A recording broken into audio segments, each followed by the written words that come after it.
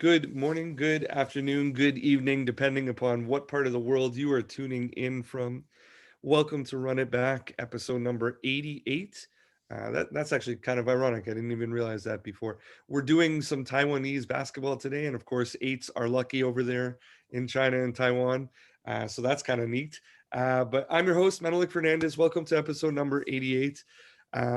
Basically, the premise of the show remains the same, where we take teams who have played previously and we run it back, so to speak, where we talk about how we prepared for the game, what we would do differently, if anything, what game time adjustments we looked at, if our strategy worked, all those little niche things that coaches love to talk about. So today, we're doing a game from the Taiwanese P League. Uh, it is I'm not even going to say it properly, and I'm scouting over there. This is terrible. Kaohsiung Steelers versus the Hsinchu Lioneers. Geez, that's awful. Please forgive my pronunciation. And we're very fortunate to have the head coach of the Kaohsiung Steelers, Coach DeMarcus Berry, joining us today. Coach Berry, welcome. Thank you for being here. If you give me a second, though, I'm just going to go through some of your previous posts to give you a nice warm welcome on here. Obviously, currently the head coach of the Kaohsiung Steelers, been there for a year. You were a head basketball coach previously with the Tampa Bay Titans, did that for a year. You were in the G League with the College Park Skyhawks, also one season. Head coach with the Sutherland Sharks in Sydney, Australia, were there for one season. You have numerous advanced basketball scouting titles, including the Macau Black Bears, the Advanced Scout and Talent Development Agency, statistical lineup analysis with the New Zealand Breakers, which is also in Australia, and then the Southland Sharks as well. And then I think I'm missing one here where you were also a head coach slash player with the Australian Basketball Association's St. George team, which is in the Waratah League. Forgive me if I've gotten any of those wrong or mispronounced anything, but Coach Berry, thank you so much for joining. It's a real pleasure to have you on, sir.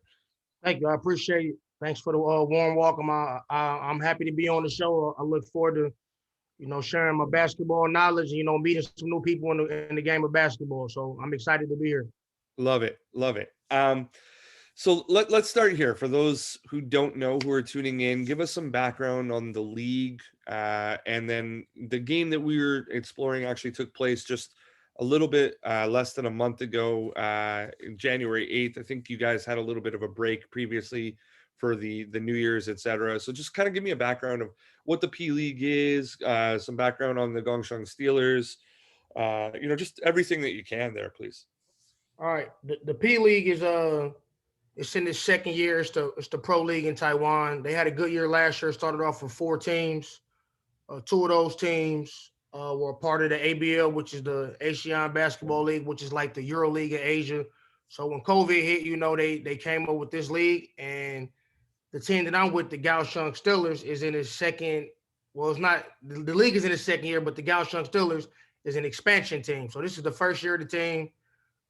It's 2 new teams to the league, which makes a total of 6 teams. And I was fortunate enough, to get the opportunity to lead this expansion team. Love it.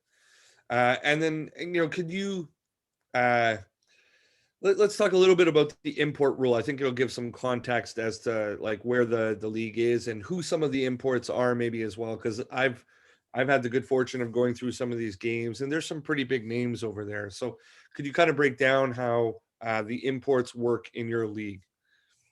So each team is allowed 3 imports, but Right. only 2 can register on the day. So you got to kind of choose which combination you're going to go. Uh, when the game starts, 2 can play the first 3 quarters at any amount of minutes, but in the fourth quarter, only 1 import could be on the floor at a time.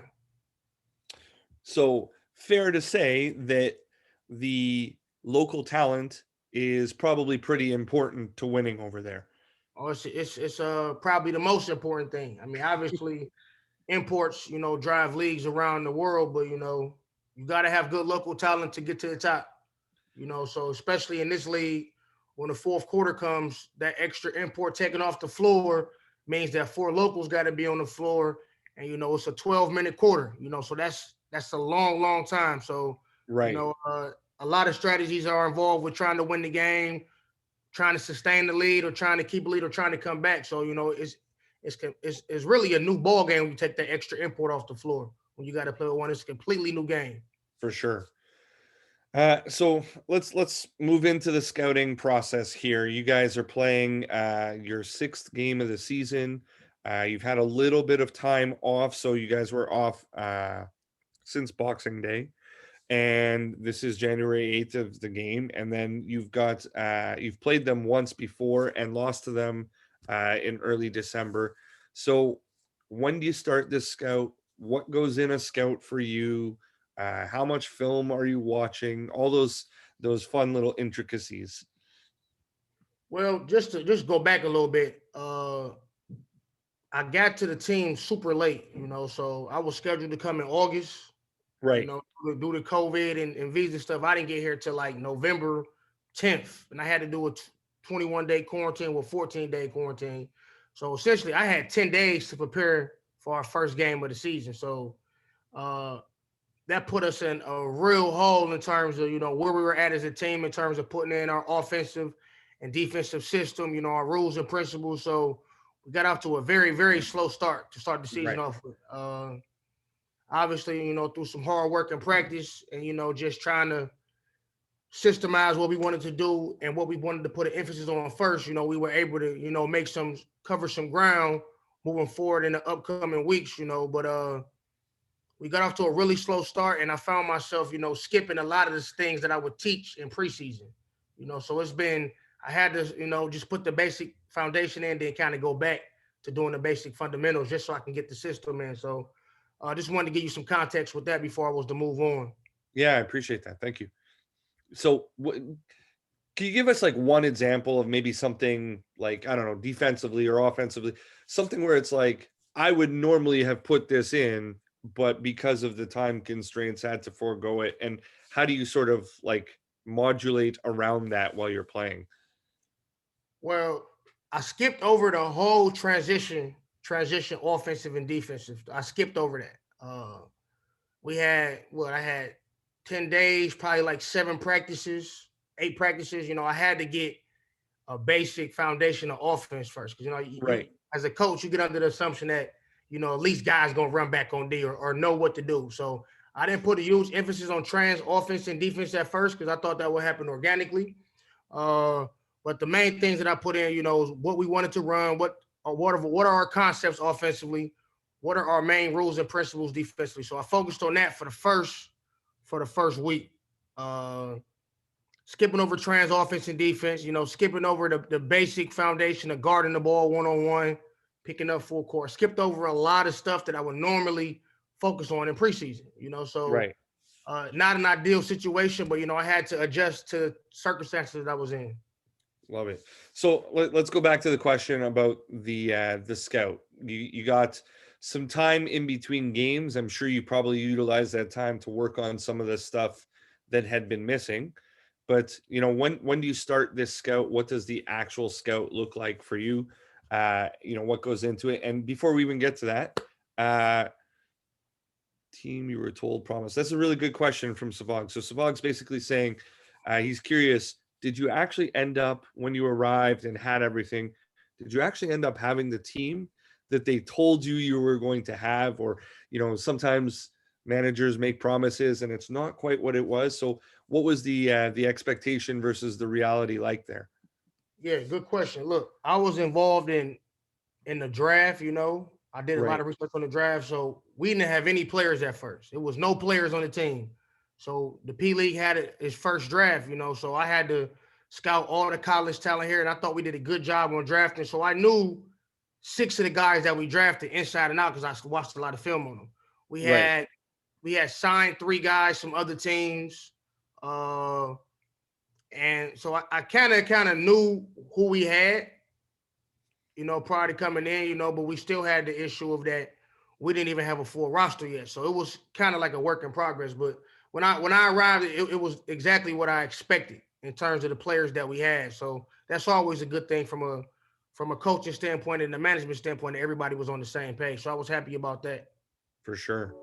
So talk to me about this time period between games. You've come off of one, you're moving in to play the Lioneers. When do you start to scout? What goes in? Are you doing paper copies? Are you doing video only? Let's go through that All right. with you. So scouting process usually work like this. So let's say we play on Saturday.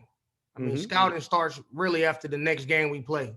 So I try to have a scout to guys 2 days before the game. So let's say we play Saturday.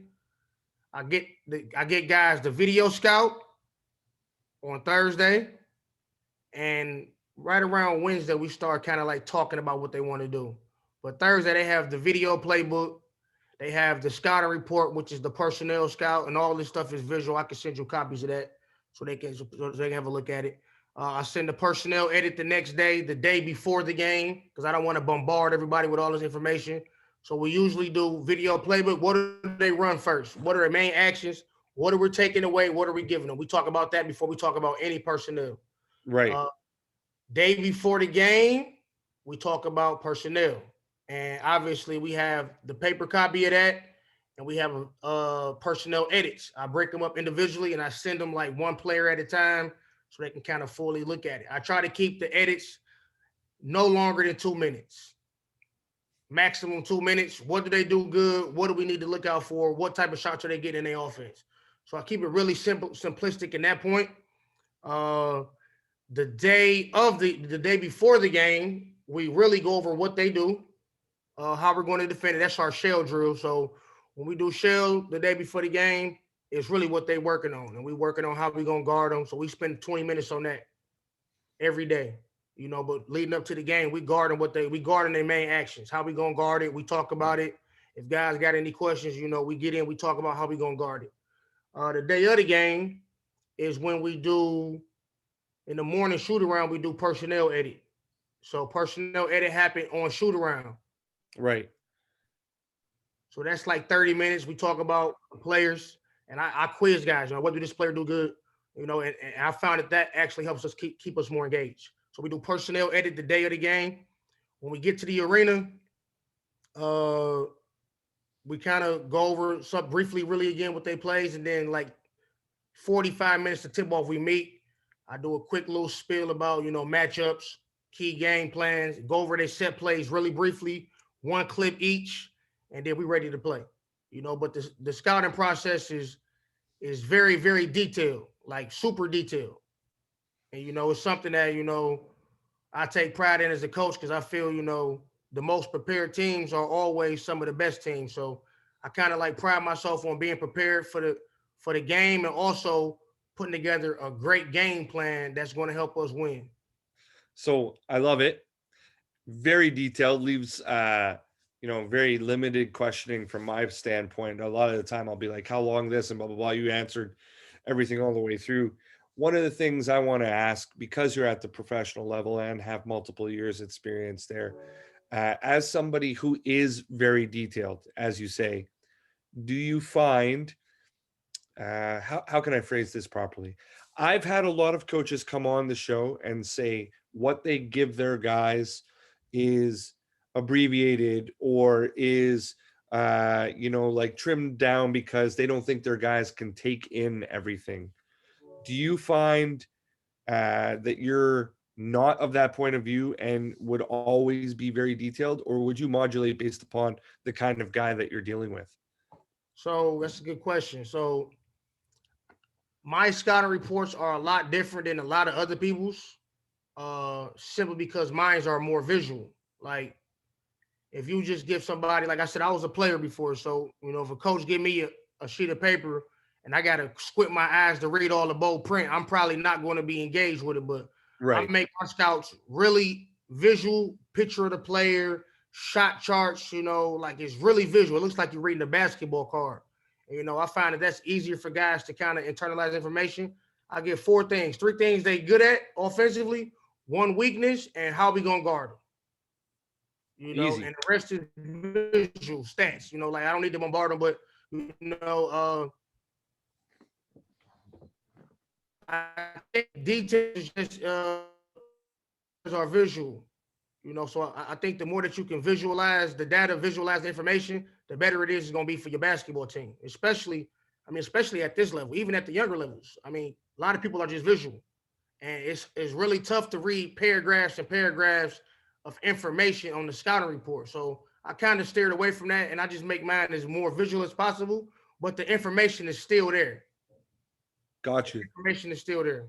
So definitely forms better hooks for them to learn in terms of, like, you mentioned player tendencies and player tendency video. Do you give each one of your players everyone, or do you only give them who their matchup would be, or who like their second matchup would be? Everybody got to know everybody because we switch a lot. Like if you're gonna be a good team, the point guard got to know what the big fella like to do. Like so, I don't limit it to a player. Everybody got to know what's going on, and I quiz guys and like at our video sessions. I may say, what did he do well? Guys, naturally they want to know what's going on, so they don't look like they not taking the game serious. So we don't really have that issue. Everybody know what's going on, and that, to be honest, that's been a huge part of our success while we've been, winning some games as an expansion team. Is because when game time come, we know what we're doing, we know what the other team is doing, and it just makes our players more engaged in the game, and it For gives us sure. a higher chance to win. Uh, and as far as like a excuse me, a depth chart would, like, I mean, you mentioned matchups. You're obviously giving guys who they're guarding before. Do your players know when they're coming in the game, how many minutes they're going to play, or are you doing a lot of that based upon the feel and they just have to stay ready, be ready type deal? Good question, man. Obviously you got a set rotation, but sometimes a guy may play less or more minutes. Like right now, the last two games we probably went 8 or 9 deep, really 8 deep because one of our main guys was hurt, our backup point guard. So we cut the rotation a little shorter, and guys played a little more minutes. But for the most part, going into a game, well, at least at this stage, I kind of know who's playing. Like sometimes you may want to try something different, but guys kind of get a roundabout figure on like how many minutes they'll play a game or when they'll go in. It's not always set. It's not. I don't say going at the 8 minute mark. I just get a feel for the game because every game might be different. Right. I might get a guy out earlier than expected because he ain't playing well. I might want to get a spark from another guy, or I may keep him in longer because he's playing well. I kind of get a feel for the game. But for the most part, the rotations and minutes are pretty consistent with the players. Can you talk to me a little bit about how your scout is delivered to your assistant coaches? Do they get it before the players do? Are they delivering any of the scout or doing any of the scout? Or are they finding out at the same time? Like how does that process work among the coaching staff for you? And what are the expectations of them? Yeah, so look, it's a good question. Like obviously the language barrier is a huge, huge, huge thing here. I do two scouts. I do one in English and I do one in Mandarin. So, we got an English copy and we got a Mandarin copy for the Taiwanese players, So we have the translator translate that, So that's one thing that we do. But coaches, they do get a copy before the players. Obviously, we talk about a lot of things prior to that, but pretty much they find out like they get a copy a day before the coaches, and we talk about things that we need to work on. But it's like clockwork right now. Like players know when they're getting it. Again, you don't really know if they read it or not. It's just Right. you can just gotta get a feel for if they doing their job. But for the most part, at this level, guys do take the scout serious. As a coach, you just wish they would take it a little more serious. You understand what I'm saying? Because it's a lot of Yeah, time for that sure. goes into that. The Mandarin scout is an interesting thing to me. So basically, you have to get your scout to a translator, and then he's got to spend time going through and retyping it, type deal. Yep, yep. So it's pretty simplistic. Like you said, it's not a lot of words on the page with four phrases and then maybe two or three sentence blurb. So it's not a lot of words to translate. So it's pretty easy. But once you translate one time, we play the same team 6 times. Right. The work is pretty much done. You might just have to edit a couple of things, but at first it's tough work. But once you do the hard work, moving forward is not as hard because we play the same team multiple times. So let's go from the general process a little bit to the more specific process for this particular team, the Lioneers. What were maybe some of the advantages that you thought that you guys had, or some of the intricate game plans that you guys came up with for this particular game? You don't have to give away all your secrets, but just, sort of a topical view of Yeah. what this team looks like, and what you had decided would work well for you. So scouting and game planning is kind of the same thing, but it's different to me. I mean, scouting is easy. This is what they do. This is what they do. This is how the players play. But game planning is, something that you got to look at film and kind of figure out what do you want to take away from this team and what do you want to give up. So just looking at this team, they got some good imports. They had one import named Simbular, who's like 7'5" and he's just really dominant. So obviously he's shooting 65 to 70% from the field. You want to kind of take away those high percentage shots. So for this particular game, we double teamed them. We Right. wanted to double. Uh, we picked a certain person that we wanted to, not a person, we picked a certain area we wanted to double from. And that way we will be all on the same page in terms of our rotations. How are we going to X out, who's going to get the first pass. And that worked well for us. Our whole game plan was to speed the game up, get out of transition and run. Uh, but we wanted to get the ball out of his hands. Like no easy 70% shots. Let's play the percentages. Let's make other guys who's shooting 30, 40, 25% shoot the ball. I thought that would exponentially increase our chances to win the game. Right. When you mentioned that you actually had on courts where you would walk through and do their type of stuff. So if, as you mentioned, their big is a really, really true big, I'm imagining you'd spend a lot of that week, like working on where you're doubling from, like you were saying. Did you designate a particular player to be him, and then everybody sort of knows what's going on type deal?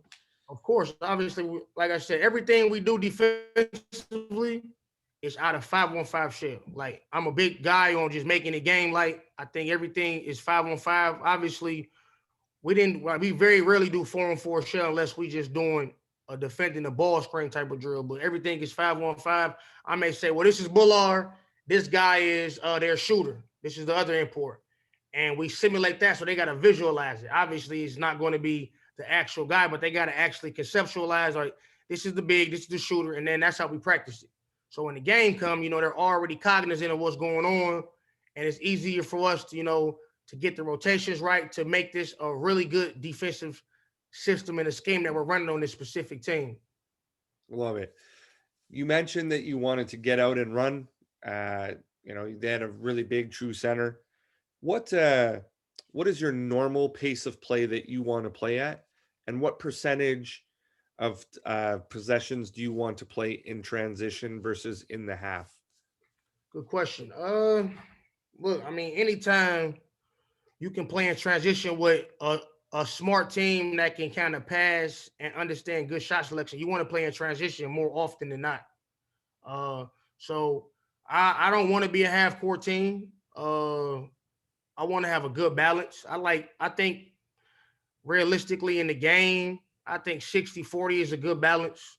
Uh, 60% in trans, because like obviously teams is gonna make baskets. You gotta be able to come down and flow into something out of secondary break. But I wanted to run on this team specifically as often as possible. So I wanted to say if we would put it on the percentage, 60 to 65%, I wanted to play in transition. I knew that would be advantageous for us. So like you'd run on a make as well. We trying to push all times. I love it. But it's So like, structured though. It ain't like we just coming down. It's super structured to the fact that guys know where they're at. Like we emphasize corner threes. We emphasize early kick aheads. We emphasize get into the rim if we can. Then if we can't get any of that, then we flow right into our offense. So it's seamless. We're looking for certain shots and transitions. Layups, obviously first. Big rim running, corner threes. That's what we're looking for. love it.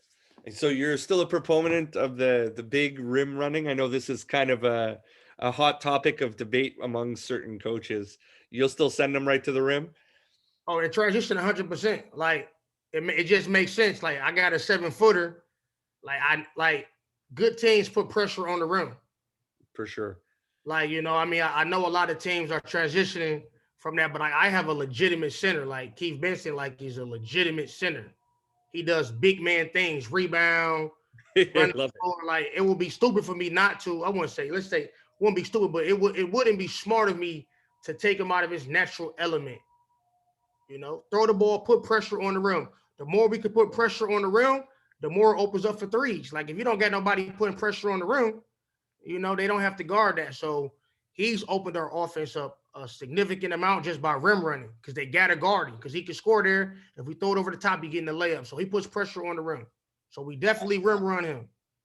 I imagine in this game it was of a little bit more importance just for anybody who doesn't know. I mean, obviously I went through this game watching it in preparation for this episode, but Sim is also a Canadian guy. So I've seen him around since he was 17, but like he's like coach said, he's a legitimate 7'5", but he's got to be 370, 380 pounds. So your center getting down the floor, I imagine, was part of the game plan of, hey man, go get an easy one. We should be playing 5-on-4 right now. Yes, a huge part of the game plan. Like we can get defensive stops and we can defend, rebound, we can run off that. Like you can't be a running team if you don't get defensive stops. So before we can even talk about playing in transition, we got to get stops. Like you can't be a running team and just always taking the ball out under the rim if a team scoring you. So a huge part why we were able to run is we were getting defensive stops, getting the ball out with a pass, simple basketball. Um, Kid from Oakland, you from Detroit. What do you mean, LB? Sorry, jump in. Yeah, he from Oakland and he from Detroit and I'm from Detroit as well. There you go. There you go. Um, Referring to the players, sorry. Yes and yes, my apologies. Uh, so let's talk a little bit about the actual game itself when you're in there. You mentioned game planning being different from scouting and evaluation, and I agree with you wholeheartedly. I think actually as a coach, it's something that I'm trying to get better at. Like scouting and evaluation to me is starting to become easy. It's like this is what they do. Now what are we going to do to counter it, etc. So you come up with a game plan, and when you have that game plan, how long will you stay in it before you're willing to change away from it, and how many secondary or tertiary type plans do you come up with to keep yourself prepared? Good question. You can never really tell if a game plan is working. You got to at least see a half through. Like I ain't trying to abort a game plan in 2 or 3 possessions. Like if he pass it out the post and I make a couple of threes, we'll live with that. Like it happened in our game. The first time we doubled him, he threw the ball out to the other import, Nick Fauci, at a three. It didn't matter. Like I'm playing the percentages for the long game. Right. Like so, you at least got to give it a half. Like one of the last games we had, we were switching screens at halftime. We went back to basic, a different coverage. So at least give it a half. Now, if you're really getting killed, then you got to adjust on the fly. But always at least give it a half to see if the game plan, is going to work. Like if we're really getting hurt about, then you got to change it. Then you got to make adjustments. But I'm at least sending it through to the half at the minimum. I noticed when I was watching this game that you're somebody who uses multiple coverages, throws in zone, throws in different zones. Uh, Absolutely not afraid to change what you're doing. Talk to me a little bit about like when you are both teaching that as opposed to when you are implementing a particular game plan, how you set the expectation that you're going to move from one thing to another quickly and how you keep guys engaged with that. Uh, Good question. I mean, defensively, we try to. Obviously, we're a predominantly man to man team. Like I'm just a proponent of that. That's how I grew up playing. You got to guard your guy. Right. We do switch a lot. Uh, with all this being said, in order to be a good zone team, you got to be a good man to man team. So this is something that we work on a lot. We work on a lot of guarding, switching, playing different coverages. We work on this a lot. The first 20 minutes of practice, we doing shell drill, but it's interactive. It ain't just like, it's interactive shell drill. We guard in different coverages. We plan it live after 3 or 4 swings, just so guys can get the feel for it. But in terms of how the game, just I just mix it up in the game, but also get a feel for what's working and what's not. But I always like to throw different combinations out there just to keep the defense off target. So uh it's really no rhyme or reason to it. It's just an organic feel that I get in the game. We may play 10 possessions man and we may play 2 or 3 zone and then go back to man, or we may do the opposite. I can't call it just a feel that I get during the game, but we're definitely mix our defense up unless we're just playing great man to man. But even though we still mix it up a little bit. Like it. What do you have your assistant coaches tracking while you're in game, if anything, or do you want them just watching? They track stuff. We track uh we track screen assists, which is if a guy set a screen, in assists, we track that. We count that as an assist. We track dive assists, and we do a lot of cuts in our offensive system. If that opens up to a shot, we track that. We track how many consecutive stops we get. Uh, we track defensive rotations. How many times we keeping the ball out of the paint. Offensively, we track paint touches.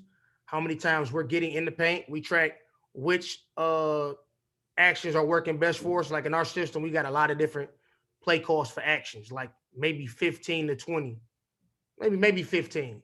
And that's all out of the system. And it kind of works in a seamless system. Like one game, we may use one action 10 times and then don't use any of the actions any. The next game, we Right. may use the other action. It just depends on who we playing and what's working.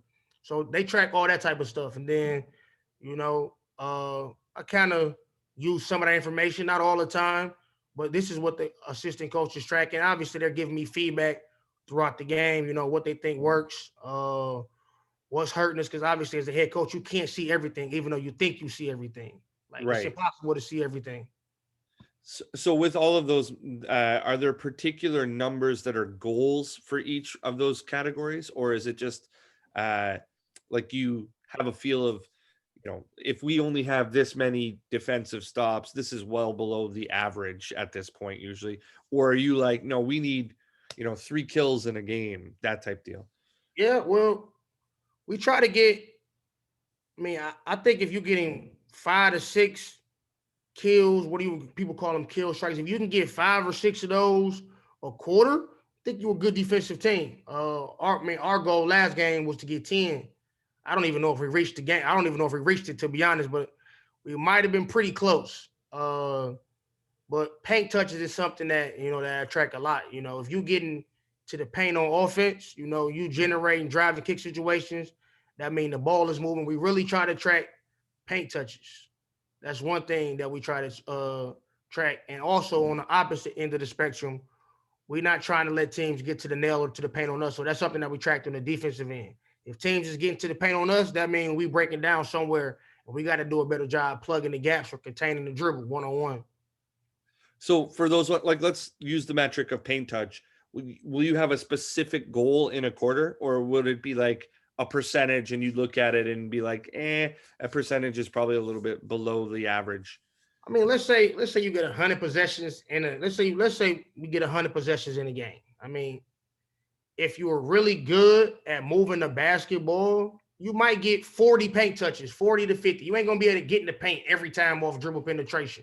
So I feel that we can get 30 plus paint touches in the game, when we're getting 2 feet in the paint off attacking the closeout. I feel we're gonna be in really good shape. Another thing we track is post touches. We play out the post a lot. Like Right. we put the ball to the post a lot because we run a lot of different things out of that. Man, I want to be getting at least 8 post touches a quarter, at the minimum. At least 8 post touches a quarter. Love You it. don't got to score. We just want to get a post touch because I like to have a good healthy balance of playing outside, shooting threes, pick and roll, and also playing out the post. So what about like a box score at the end of the quarter or at the half? Is anything of value on that to you at this point with all the other metrics you're tracking? And if yes, what are you looking at on the box score? Look, that's a good question, man. Look, man, I do value analytics and statistics, but when I'm coaching in the game, I'm more of a organic feel type of guy. Like when I'm coaching, I still feel like I'm playing. Right. So it's I mean, I guess it's like I don't know. I don't know how to explain it, but it still feel like I'm playing in the game. So I'm always engaged in the game. And I feel like I got a good feel for the game just in that regard. But I don't really look at stats at the end of maybe I look at them at halftime, who's hurting us, how many turnovers we get, what we shooting from the field. So with those Those ones, same things. when you go into your halftime meeting, will you mention those kinds of things, or are you more of like where the game plan is going from here?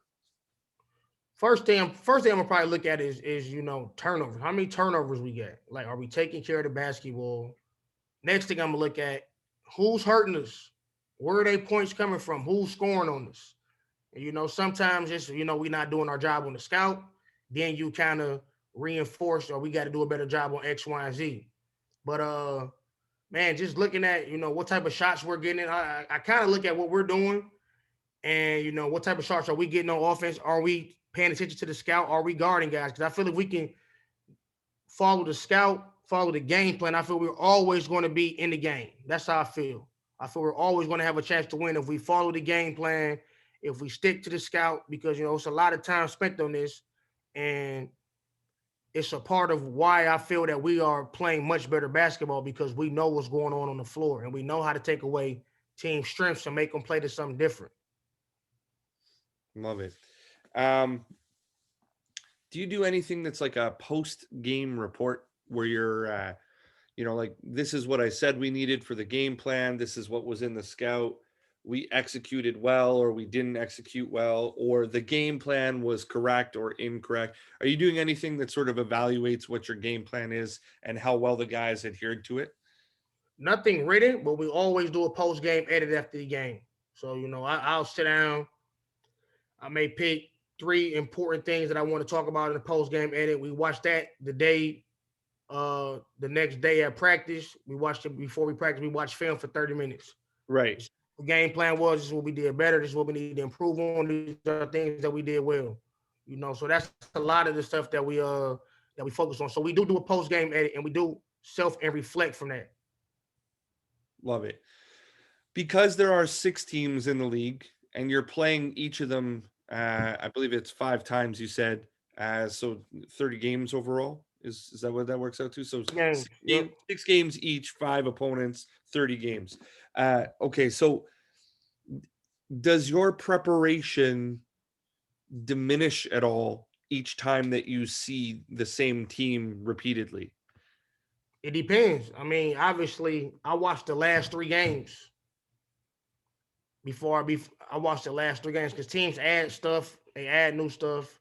They may run this more often. They maybe have another guy playing. I watched the last three games, and then I go from there. I just never just depend on the scout from a month ago because they might run something different, or Right. they might be playing different, or they might be have a different concept, or another guy might be running the point, or one of their guys might be out. I watch the last three games always, and then really focus on the last two games they played. But we're watching the last three, seeing what they're doing, what the rotations are, and then making that type of decision from there. I mean, obviously there's a bit of guesswork, but like if it looks to you like they haven't changed much, are you opposed to repeating a very similar game plan from the previous time?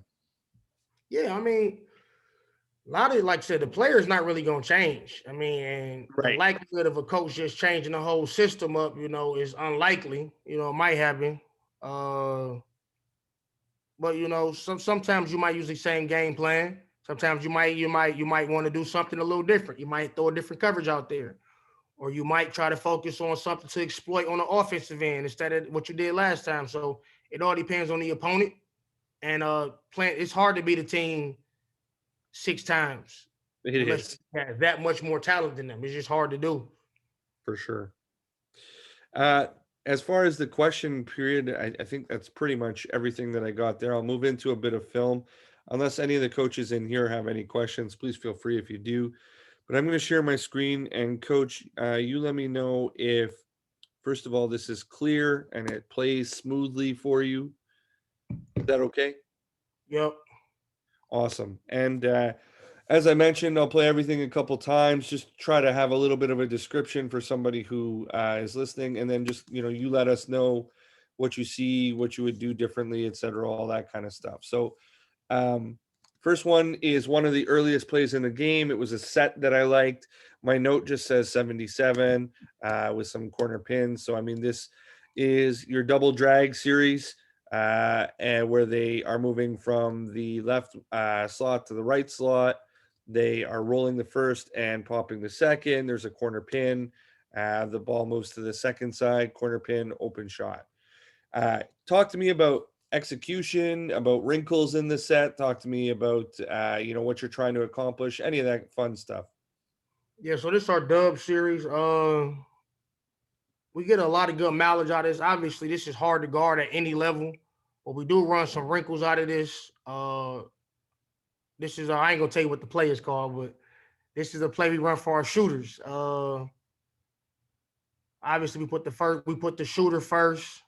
He comes off the screen. We start with the 4-man or the shooter. He peels off to the corner. We try to set we try to set that jam screen for him, looking for a shot. If not, we get it on the second side.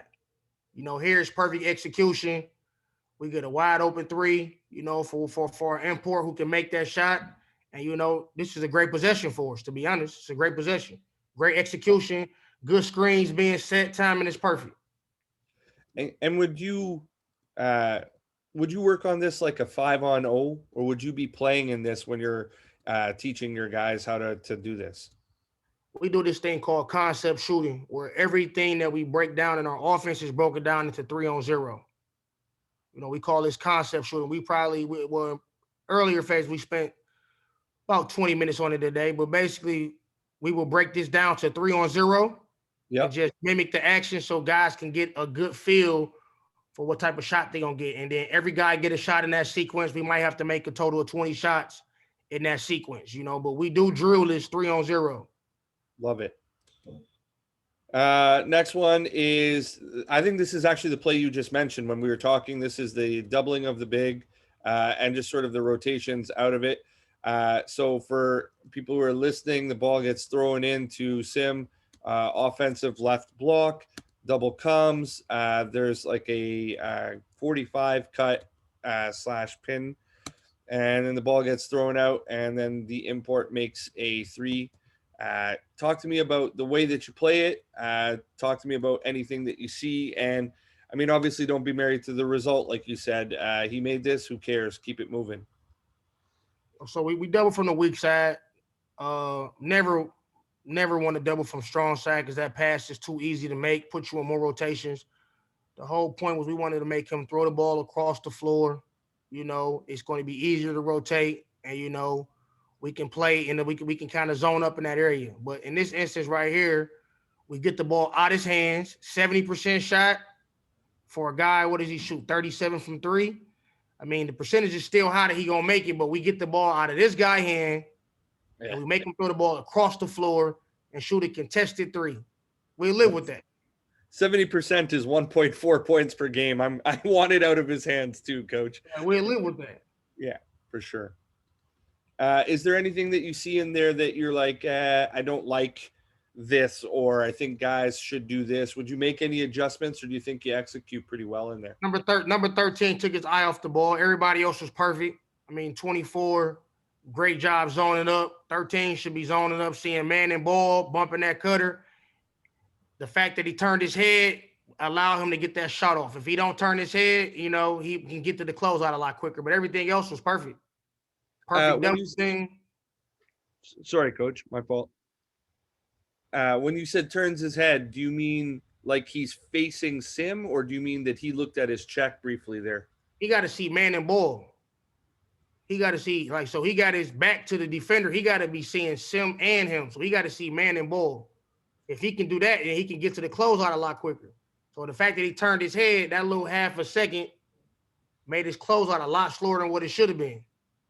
So in an ideal world, his butt is towards the baseline for you. Yes, and he got to be seeing man and ball. Yeah. Basic defensive principles. See, man and ball. That fact that Uh, he turned his head made his closeout a lot slower. Attacking with the reject. This was just a simple one here. So you guys are in the offensive left slot. Screen is coming. He rejects, but he goes and he takes on the massive center there. And I'm just wondering if you guys had anything in your game plan to be able to like actually go at the big and not be worried about him contesting, or if this is just a really really good shot by a brave guard to go in there against the big. Look, it's a good shot by him, good read, but we put a heavy emphasis on that mid-range float game gonna be open all game, so he understood that this is actually one of the things that he does well. Uh and if the big fella help, then we got our center cleaning the glass up, so we actually want this guy to try to block his shot. But that's a good read by him. Like that's a good read by him. Great finish over the top, using the backboard, stuff that we work on every day when we do our player development. So it's a great read by him, even a better shot attempt, but this is what we want to do. Attack that big, make him come out that paint, make him contest. Love it. Well, talk to me about the reject. When you're talking about player development, do you encourage your players to reject more? And then, when you're defending, do you really get on them for allowing the reject? 100%. I think good guards reject screens often because it takes the defense out of their coverage. So I mean, just looking at this, it's like they in heavy drive. I don't know what they was in, but the other big that's defending the screen, he's in no man's land, and we getting downhill. So when you reject screens, you take teams out of their defensive coverage. And I really encourage our guards to, they be trying to reject screens earlier than often. Try to reject screens a lot, because it takes teams out their coverage and it makes them play, outside of their coverage. And that's what we want to do. Love it. The next one, my note is just ball side help and corner peel philosophy. So you guys are defending. The ball is in the offensive right slot. It's a bit of a blow by, so there's a good crossover, and he gets going. You help off of the ball side here, and I'm wondering, first of all, is that something that you do, or is this just somebody trying to make a good basketball play? And then second, I'm wondering if you do help off of the ball side, have you considered the peel switch at all, where the beaten ball defender is going to the strong side corner? Yep. So again, these two guys are like the guy that helped was very smart defensively, like elite defensive player as a young player, Right, so the other guy that's guarding him is smart as well. So they peel right here. I don't teach peel at this stage. I think it takes a lot of reps for that. Like I'm right. more to keep the ball in front. Let's kind of help with the low man. Ideally, we will never want to help off this corner three right here. But in this instance, he's clearly beat. He does a great job. We'll peel right there. This low man will probably be the help man, and everybody else will sink. Uh, but that's just for now. Like moving forward, I think peel switching is ideal. Especially we're a heavy switching team. But never really want to help off corner three. Never really want to help off that and get that shot up. Like that's the easy pass to make. That's the easy shot to make. So we will ideally want to force some rotation. This guy step out, everybody else shrink the floor. But in this instance right here, these two are really smart defenders and they just pill switch just organically. So just from what you're saying, what I have drawn on would be your typical rotation, and then this is just guys making smart plays, basically. 100%. Like this guy would be the guy to step up and then 12 would sink down. Everybody else would shrink the floor. That's where they should be at anyway. Right. Uh, but our center's out of position, number 12 out of position. They just did a good job peeling right there, which is great. But that's not something that we work on though. Does your league have a defensive 3-second rule at all? Nope. No defensive 3 seconds in FIBA. So the reason that I ask is you mentioned your center is out of position, and it looks like their center has not even run the floor. Are you opposed to just completely crowding the paint with him? Well, we told him to do this game because we don't want Sim Bullard just to walk him down. So we wanted him to meet Bullard at the 3-point line to get just early bumping, to get Right. physical with him. So that's why he's there. Normally, he will probably be in the paint, but we just not about to let a 7'5" guy just come and just walk down and get real estate on the block. So This was part of the game plan, was having them start out a little further and then, immediately put pressure on the offensive guy with some contact. For sure. Next one is a simple one. I ask this every week. Transition threes, coach. Yay or nay? What's your feel on it? And if yes, what does a player have to do to be able to shoot them for you? But that's a great shot. I love that shot right there. Love We it. work on that. We work on that.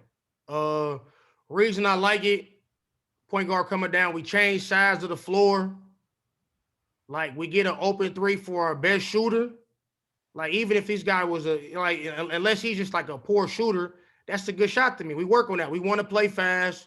We want to get shots where the defense is trailing behind.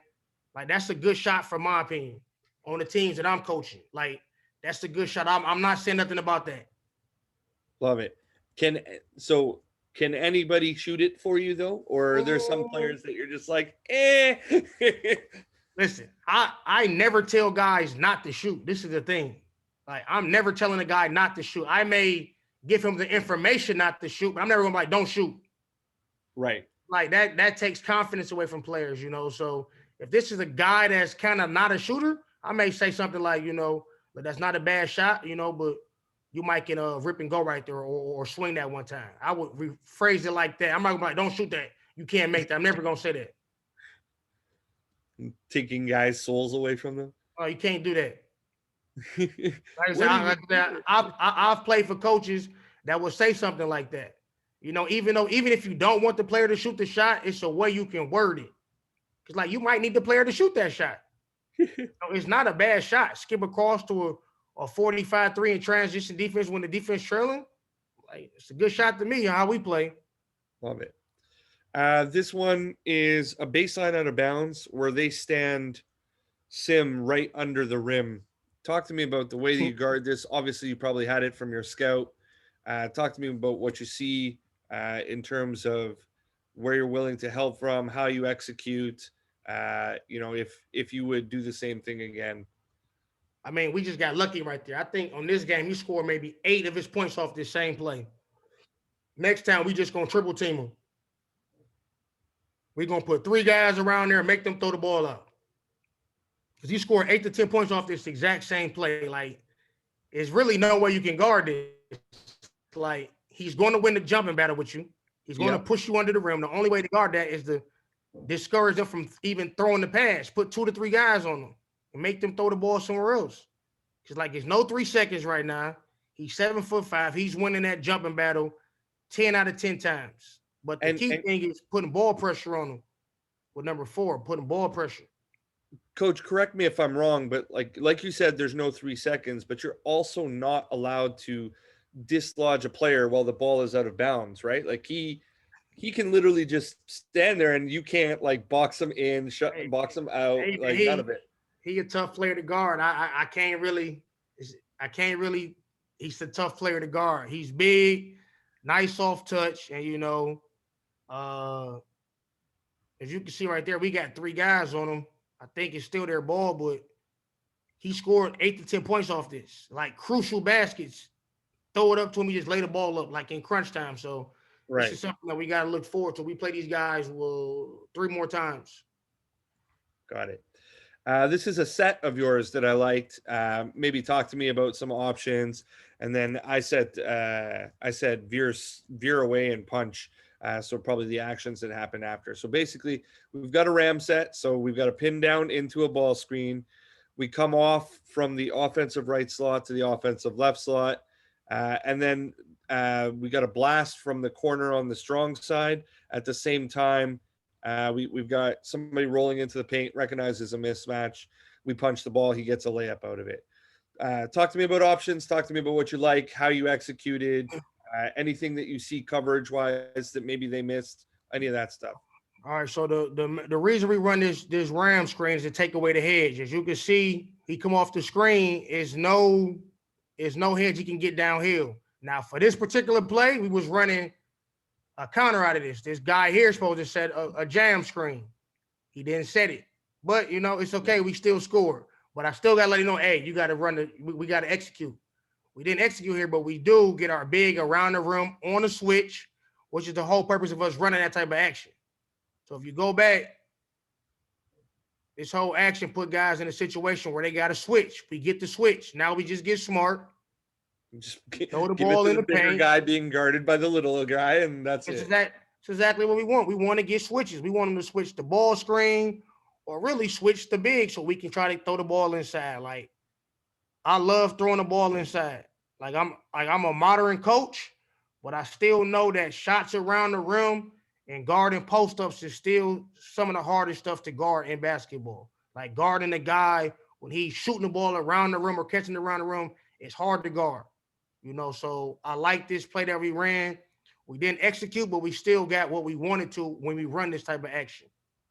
And sorry, coach, you mentioned you were supposed to try and get a jam screen for somebody who wouldn't Shooter, know what quick that one. phrase. 13 set of jam screen, which is a corner pin screen. So he comes off, pause it. Right there, we got the roll guy. Pause it. He rolls. He's supposed to roll immediately. Guy in the corner sets a screen for the shooter. We looking for that shot. We roll. We got the opposite guy shaking up to take away the tag. So we didn't execute it. This is a wrinkle out of this series right here. If we were just running this regular series, and this will be fine. But he has to roll right away. This guy was supposed to set a corner pin. We try to get shooter here, but we're really trying to get this weak shot action. This guy rolling on the switch, and then this corner guy shaking up to take away the tag. Do I have everything correct there, coach? So number 10 would be rolling to the rim, like you said. Yep. This is our tag. So this gentleman that's in the corner that we can't see should be shaken up, like you said. Yep. And then the jam screen is the corner pin on the strong side with this gentleman coming out. Yep. Perfect. And All right. like I think we see it. They switch played again. Give me 1 second. Sorry. Pause it. So this corner guy is supposed to already be up.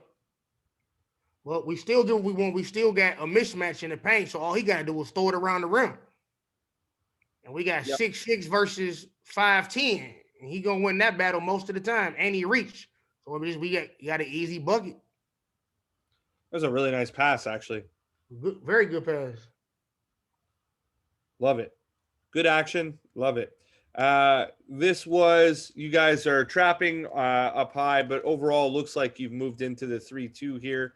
We're 5 minutes left in the third quarter. The game is a 6-point game. Talk to me a little bit about what you were seeing or what you felt as to why you decided to go into the zone here, and talk to me a little bit about the execution for anybody who's listening. Basically, the Lineers are working around outside, don't really get a very good shot out of it, end up with a double pump three from the offensive left. So I'll start it again. They take a few seconds to really realize that it's a zone because they're getting trapped. They swing it to the other side. They put it back to the point. Now they can't really figure out what offense they want to do against it. And then they cut through and swing and get nothing, and then try a ball screen on it, again getting nothing, double pump up and under. Talk to me about everything here. So we call this. I ain't gonna tell you what we call it, but it's kind of like a 1-2-2 matchup. Again, it's man-to-man principles. A good zone defense has good man-to-man principles. A good man-to-man defense has good zone principles. So we want to match up. We want to pack the paint. Obviously, we want to make it really hard for this big fella to get it, and we just want to be active. This is actually a perfect possession for us. We communicating. Guys is guarding their area. Pause it. We shrinking the floor. Go back to when you get the ball on the wing. One thing Right we there. always try to teach a little more. All right, we lengthen gaps. 63 at the nail, guarding the ball. That's his man. Benson pulled over in the paint. Weak side guy got 1 foot in the paint because he didn't crack that plane. We try to break the floor in the thirds, and we're shrinking the floor right here. So this is great. Play it.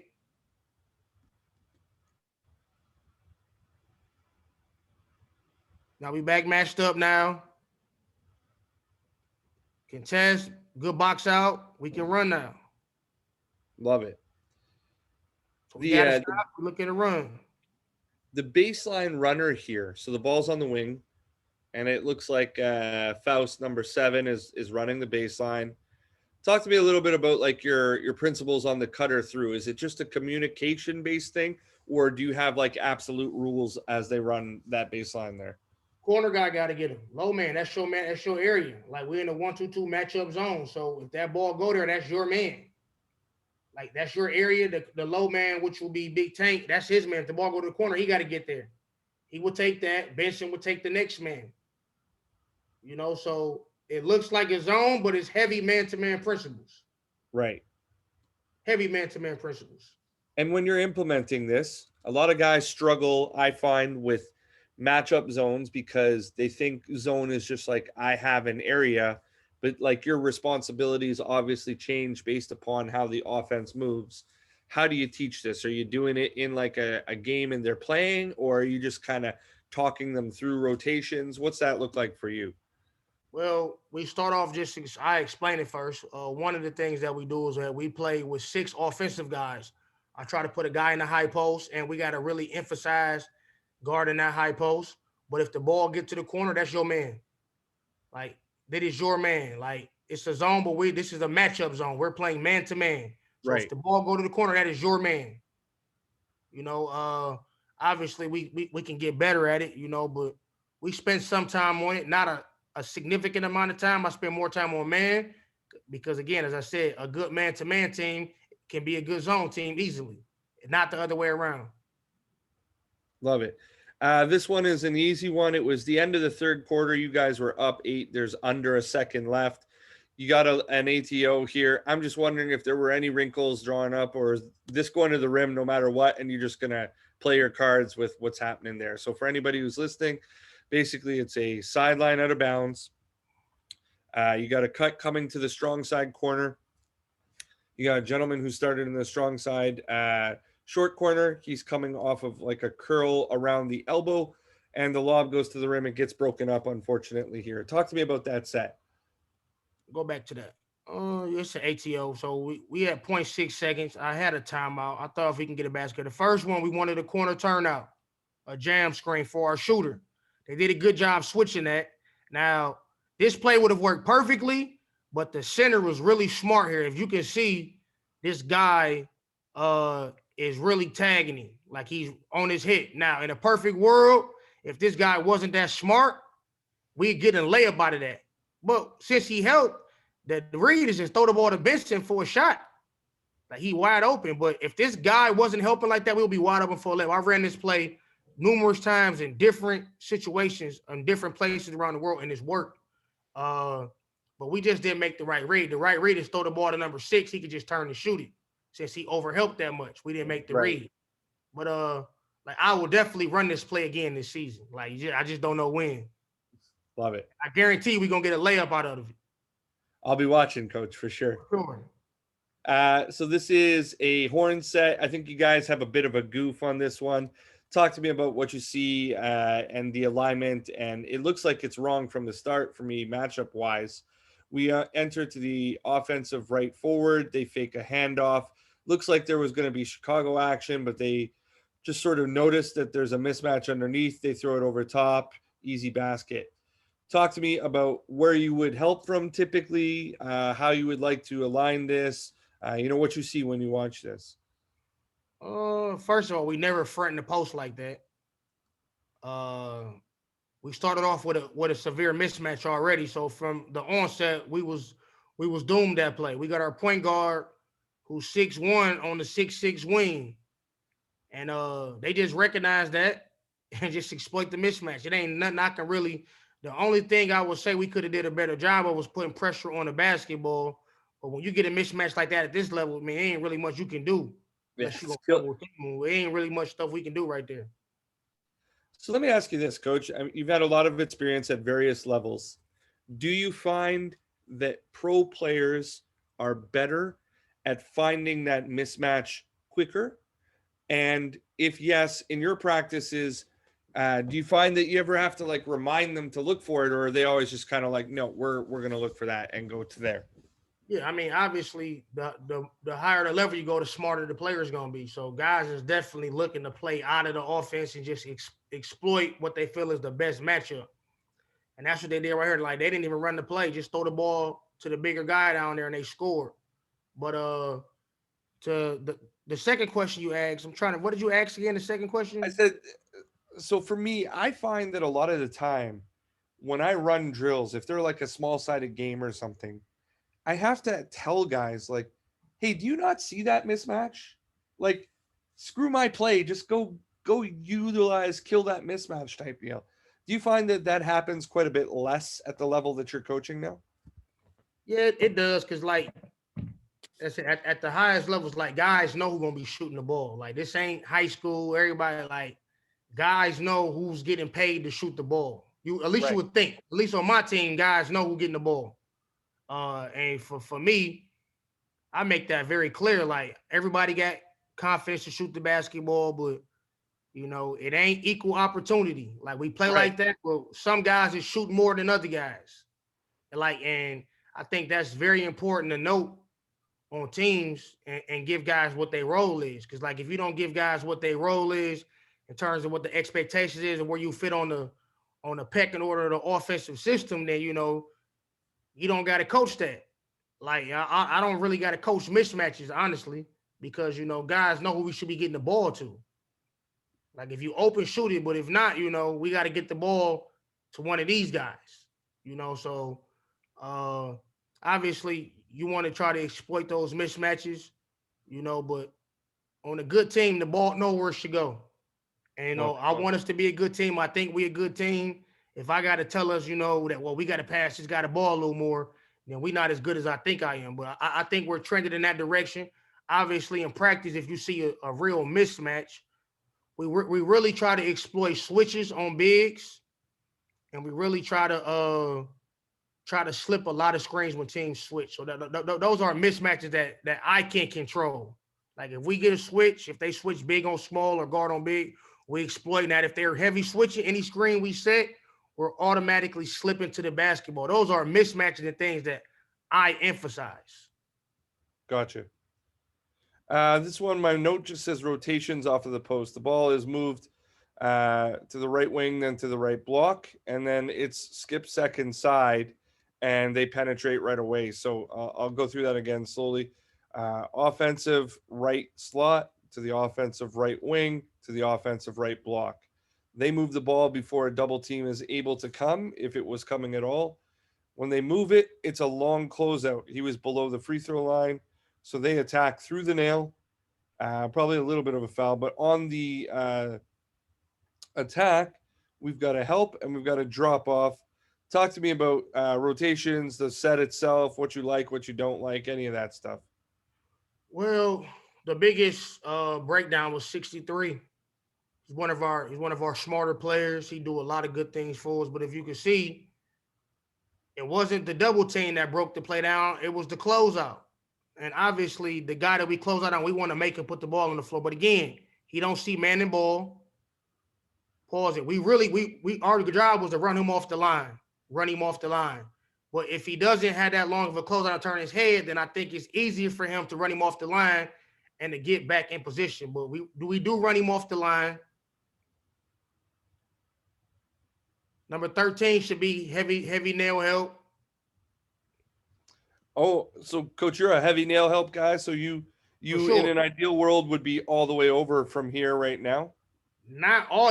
I want him to be like this guy can kind of shoot, so we never want to be leaving guys and make a drive and kick, but I want him to be at least stunting there, because like we don't want to be helping to just give guys open threes, over helping, but we do. This is the guy right here that's got the ball. Like I'm not afraid of him finishing over the rim, but I am afraid of this guy shooting three. So I guess he kind of played. He made a decision not to super help because we don't want to give up an open three, but we dead right here.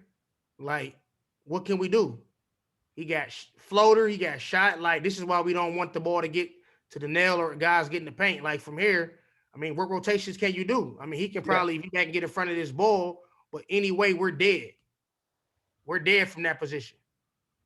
He get in the paint, he got too many options. He can shoot the ball, drop off, and that's exactly what they did. So do a better job closing out, not getting beat to the nail. And then if we do get beat, we got to help a lot earlier. So on that was actually what I was just about to ask you. Do you I would say that this is probably the help that I would recognize as being the most consistent low man in this scenario. Is that true for you as well? Yeah, he got to help, but the result's still gonna be the same. Do you Like I agree probably it looks like we're yeah, getting we away did. I from mean, that because this penetration. guy's behind him. Uh, but yeah, he would help. He would help. You know. But it's always hard guarding the guy in the dunker spot. This is why, you know, uh, it's a lot easier to guard that tray ball than it is this dunker spot because he's gonna be right at the rim. It's a shorter closeout. You can't close out. So that's why number 4 got to be lower. But Tank, he has to step up and help right here. So in the help, do you teach your guys to help up or do you teach them to help over? I'm curious because I've heard both points of view. I mean, we want to impede his progress. Like, if he here and he see a guy coming, we got to stop this. Like, he's super deep right now, so we got to step up and stop this.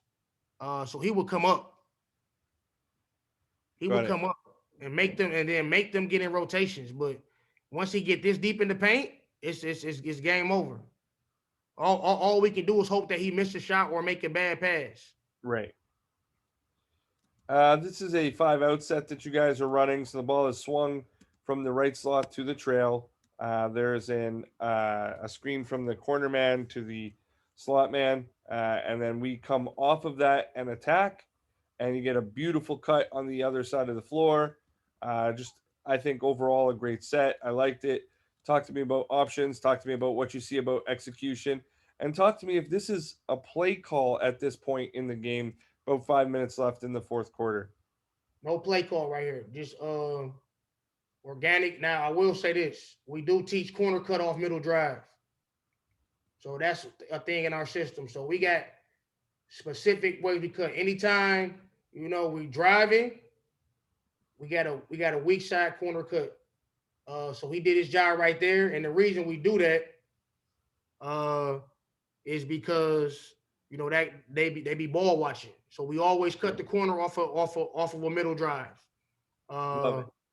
Again here, he just sets a rub screen. We call it rub screen. In our system, anytime a guard set a screen for a big or a playmaker, we call that a rub action. Which 13 is really smart. We use him a lot as a decoy because guys is afraid to let him shoot. And he able to get downhill, corner cut, wide open, get a layup. Beautiful. So that's just one of our concepts and principles that we drill every day. Not a set play, just a concept and principle. And so what are I don't know, what are sort of your guidelines as to when you're calling a play versus when you're letting your guys play? Like is that a feel thing for you as well, or do you have hard and fast rules? I teach concepts. So, I mean, my basic premise of the offense is it's either a 2-man game or a 3-man game. I mean, Right. obviously, I learned a lot of this being in Australia for so long. They one of the countries, if you watch a lot of FIBA, like this is what they run over there. So, like, I know this system inside and out. That flow system, I know it inside and out. Played in it, coached in it. I just know all the wrinkles in it. So I teach concepts first. I'm not a set play guy. Like I do call a lot of sets, but I teach concepts. Like here, I don't call any play. We just get the ball to one of our best guys. He set a flare screen. He just gets smart, turn the corner, and we get something that we work on in our concepts. Uh, but just going back to our concepts, any drive like this, we corner cut. Any drive that we drive the baseline, we slot cut. And we get a lot of action off that. A lot of action. And this is just principles and just concepts. I think that's the best way to play the game and teach the game. Because like you ain't gonna be able to call every play as a coach. Like so you want guys to be able to play instinctively and intuitively, to kind of understand, this is what we do in the play breakdown, So that was all those guys right there. I didn't call the set right there. That was just them just playing. Love it. This one is I got like two or three more clips left, Coach. Sorry, we're almost through. This is a baseline out of bounds. The ball gets inbounded to the strong side slot. And then here we come over top, handoff, and they're an extreme drop. He pulls up for semi-contested shot and hits it. Talk to me about what you see. Talk to me if that's what you want specifically out of this action. Talk to me about wrinkles, coverage, anything that you see here. So this play, you can run this play against man or zone. We just call it. I won't tell you what we call it, but basically a line set. You can run this play against man or zone. The reason it works with this team is like we got that. Pause it. Big fella coming out the paint a little more. Now, not a design play, but number 10 is very smart. 13 is really, really smart. They do a lot of DHOs. This is what he's good at. So we just get right into our concepts. If he don't got a shot, we go right into a weak side DHO and just play out of that. Like I didn't call this up. I didn't draw this up. These are just concepts that we use and concepts that we work on. You know, this is great execution right here. He don't got a shot right into a dribble handoff to a guy that makes a lot of shots like that. So, that's a perfect segue to my next clip, Coach. Thank you. I appreciate. The next clip is a sideline out of bounds. The ball gets entered to the strong side offensive slot. So we're in the offensive left slot. We put it back to the wing. We have a UCLA action. We're trying to punch the ball, don't get it. And we swing it around we have an away screen happening. Same gentleman hitting a shot. Those are basically like almost back-to-back plays. How comfortable are you continuing to feed the fire, as my note says, play after play after play after play? I mean, we trying to get in the ball in the fourth. Like he made big shots. I mean, like this guy right here, they say he's the best shooter in Taiwan history. So I mean, I see why. Like he can shoot the ball, and when the bigger the game, he makes shots. But in this instance, we run our little slice action. The original play, again, number 10 is smart player. He know that he's hot. Instead of going to set a cross screen, we feeding the fire, a quick pin down, get him open. So these are again concepts that we try to play out of wide open three. And that won us the game right there. That shot right there. Love it. It's a big time shot. I forgot to mention, sorry, 92. You're under 3 minutes here. Definitely a huge shot.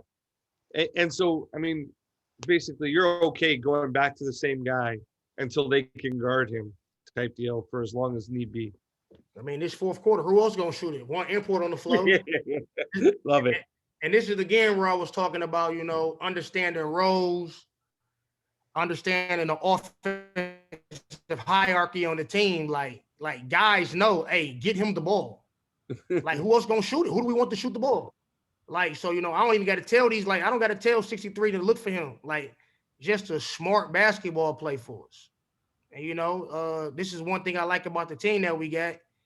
A lot of the guys, they know their role, they stay in their role, and they try to be a star. And, that's why, we're kind of, playing some good basketball right now because nobody tries to go outside of their role on the team for the most part. Love it. Or outside of their skill set. It's a good place to be for sure, where guys are playing for each other and know where it 100%. Should go. It's a great place to be from a coaching standpoint. So now we got last play of the game. Thoughts? What would you change for anybody who's listening? It's a sideline out of bounds. There is a back screen bringing somebody to the strong side block, and they clear out. And then the screener pops to the offensive right slot. At the same time, there's a shuffle cut from the other side of the floor. The gentleman who cut to the strong side block now sets a back screen. It gets rejected by the big. And then basically, it looks like at this point, the action that they've drawn up is dead. So they try to go play after the play. So it turns into a top pick and roll. And on the top pick and roll, they get nothing. And they twist it and go top pick and roll again. Other direction. We're pretty heavily pinched defensively, so we end up with a corner three shot fake, one step up, open look. Has the opportunity. The Steelers coach's team are up two right here. This would have been a big dagger if he hit it, but he misses it. And then there's a foul putting the gentleman on the line. So talk to me about everything that you see. How did you defend it? What would you change? What feedback are you giving when you're watching this in film? What happens in your opinion? Well, we're to switch everything under 8. We get caught, we get clipped on that drop coverage and to take us out the play. So essentially it's 5-on-4. So definitely would have switched that last screen and kept the ball in front of us. Uh so when they play it, On this one here. not that's perfect. On the last one, Paul, I would switch that. We was try to switch that, and then if we got a double, we would double. But we not trying to get in a rotation right now. So we got to get in a rotation where it's 5-on-4. That's how you got open. Because we got to overcompensate for him being out to play. That's an illegal screen for sure. Uh, That where he ended his life there. 100. You can see him throw his arm and shoulder around. I mean, but they're not gonna call that for showing illegal screen. But I would have switched that so they couldn't do that. But it put us in a closeout situation where, man, we just lucky he missed it. Well, we just lucky he missed it. But at this stage, we all got a gang rebound. Like, not a lot of guys got bodies on the floor. And then we foul with 0.6. Like, I couldn't believe they called that. But then looking back at it, like, that was a foul. But Right. in real time, I couldn't believe they called it. I said, you can't call that. Like, he didn't even get a shot off. Right. But look, we was lucky to win this game. I'll be honest with you. Because if it would have went to overtime, playing at their stadium when they got 7,000 fans there, it's tough to do. So I'm happy he missed that second free throw. I know he made the first and missed the second, but Right. Ended up taking it by one. It was a great victory, in my opinion. I really enjoyed watching this game, actually. Yeah, it was a great win for us, man. It was a great win for us because like it showed that we can compete with all these teams despite us being an expansion team, and it also showed, that if we follow the game plan, we can get some wins. This was a good step for our team right there. That win right there.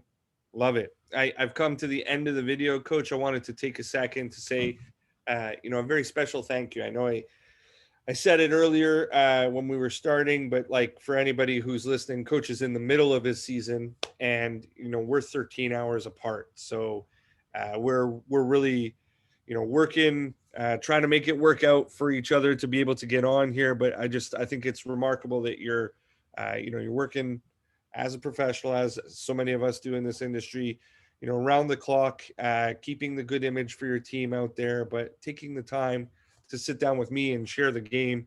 I got nothing but admiration for what you do and how you do it, and the fact that you're willing to teach and demonstrate what you're doing. I just thank you so much. It's really really kind of you to do. I appreciate it, man. Anytime. Look, thanks for having me on. Was happy to talk hoops. I'm happy to connect with anybody that was on the call. You can tell them to connect with me, give them my email address. But thanks for having me on. Hopefully we can do this again in the future. But I look forward to it. Thank you. thanks for your help once again. And so this is a good show that you got. So keep it up. Appreciate. I'm going to stop the recording there. Hang out for a minute or two if you don't mind, and Yeah, for sure. we'll debrief. But thank you everybody for tuning in to Run It Back.